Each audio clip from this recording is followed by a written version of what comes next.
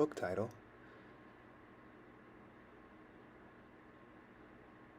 The Boy Who Harnessed the Wind.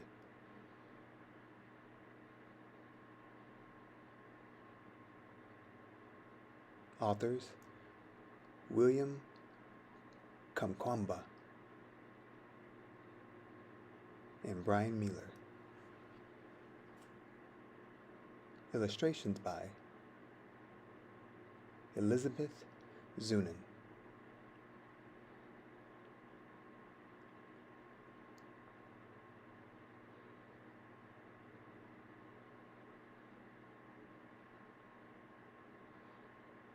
In a small village in Malawi,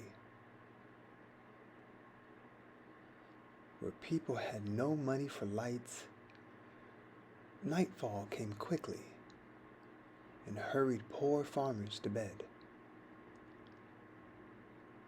But for William, the darkness was best for dreaming.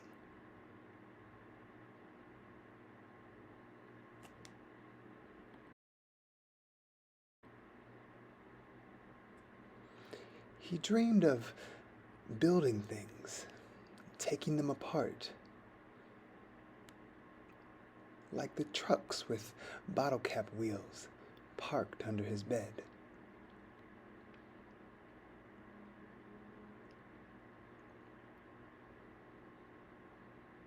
And pieces of radios that he cracked open and wondered, if I can hear the music, then where is the band?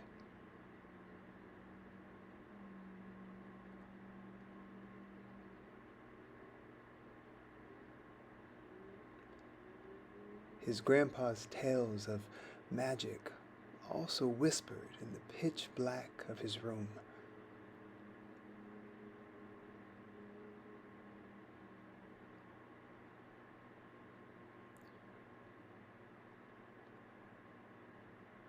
Witch planes passed through the window while ghost dancers twirled around the room.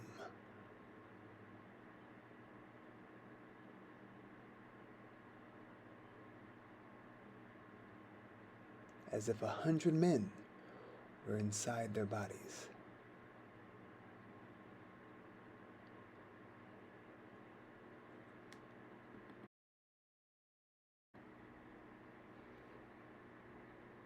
At dawn in the fields, William scanned the maize rows for magical beings.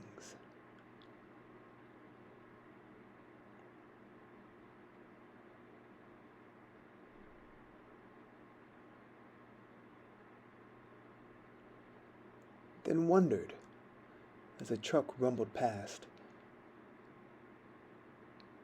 how does its engine make it go?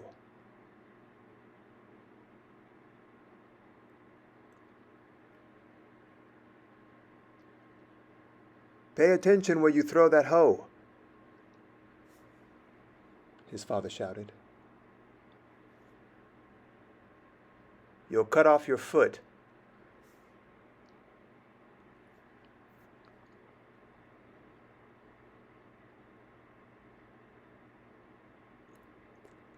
For all its power over dancers and flying things, magic could not bring the rain.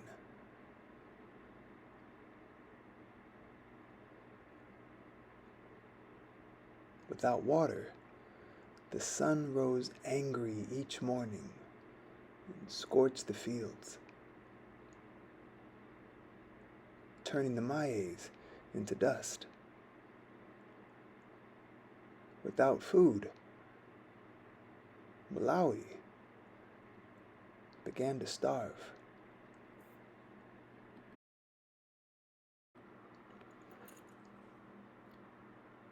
Soon, William's father gathered the children and said, "From now on, we eat only one meal per day. Make it last."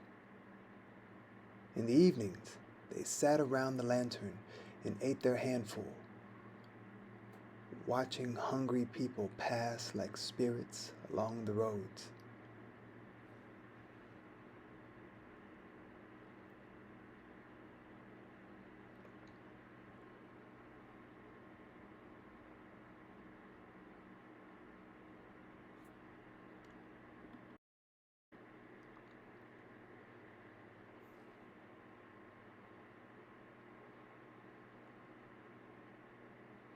Honey also disappeared with the rain.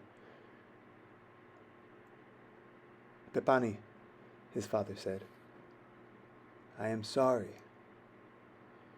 You will have to drop out of school." Now William stood on the road and watched the lucky students pass, alone with the monster in his belly and the lump in his throat. For weeks he sulked under the mango tree until he remembered the library down the road. A gift from the Americans.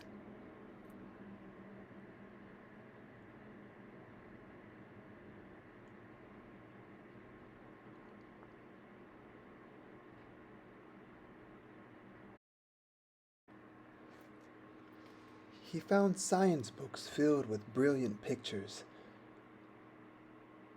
with his English dictionary close by.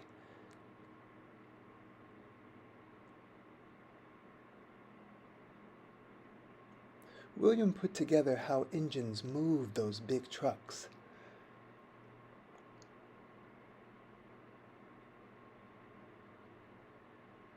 And how radios pulled their music from the sky.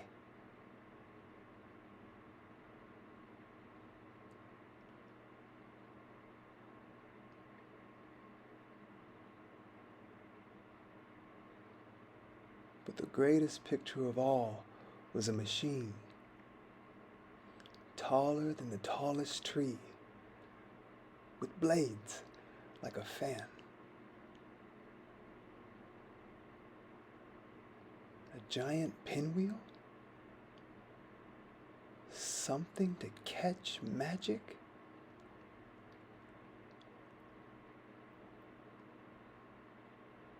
Slowly, he built the sentence, "Windmills can produce electricity and pump water." He closed his eyes and saw the windmill outside his home, pulling electricity from the breeze and bringing light to the dark valley.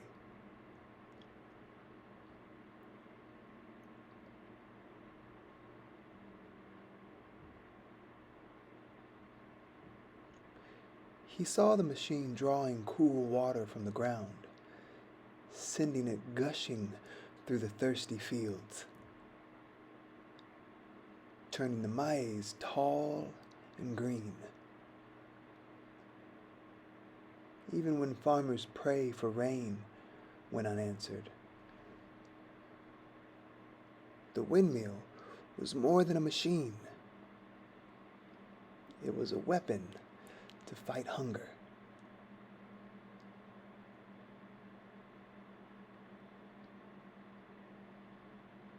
Magesti ama people,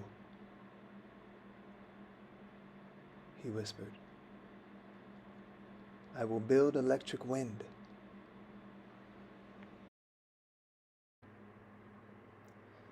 In the junkyard, pieces appeared like rusted treasures in the tall grass.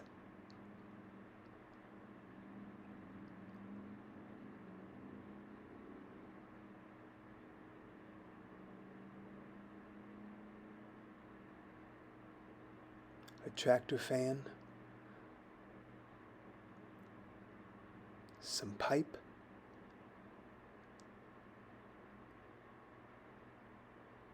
and bearings and bolts that required every muscle to move.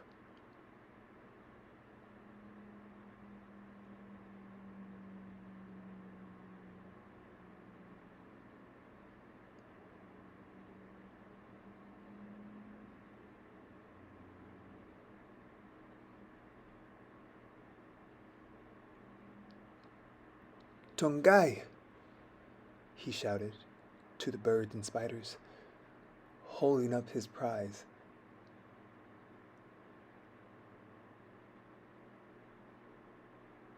But as William dragged his metals home, people called out, "This boy is masala. Only crazy people play with trash." After many weeks, William arranged his pieces in the dirt.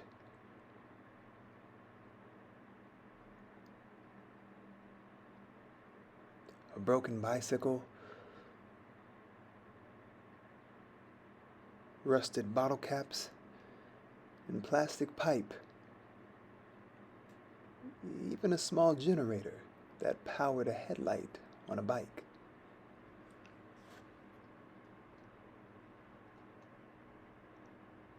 For 3 days, he bolted, banged, and tinkered while chickens squawked and dogs barked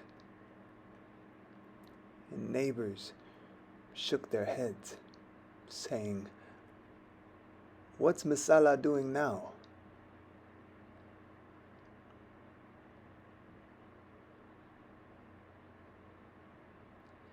His cousin Jeffrey and best friend Gilbert soon appeared.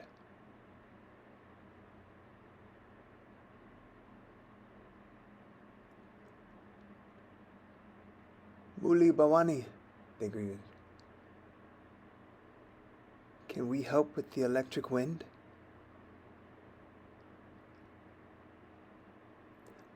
"Grab your pangas and follow me," he said, and took them into the forest.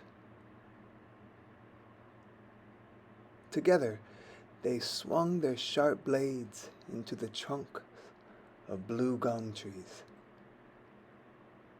then hammered them together to make the tower.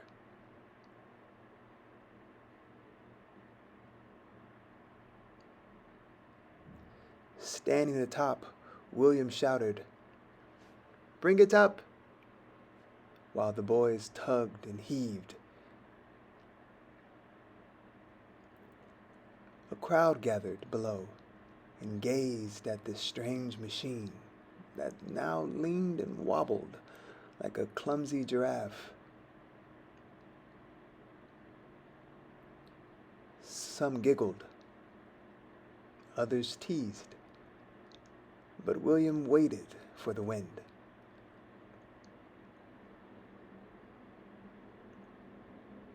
Like always, it came. First a breeze, then a gusting gale. The tower swayed and the blades spun round.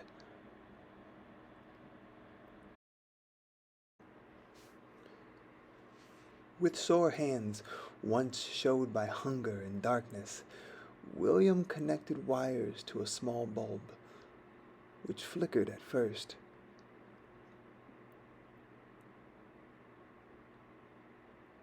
Then surged as bright as the sun. "Tonga!"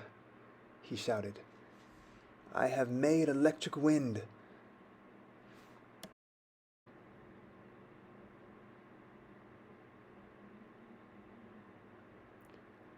"Wachita bueno!" a man yelled. "Well done!" As the doubters clapped and cheered, William knew he had just begun.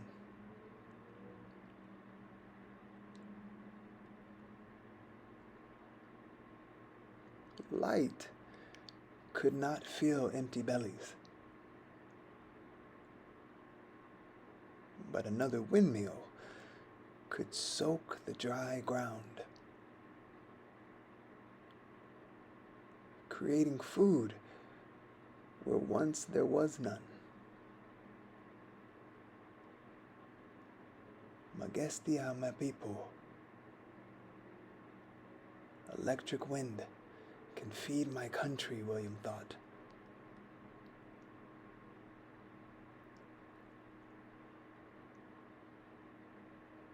And that was the strongest magic of all.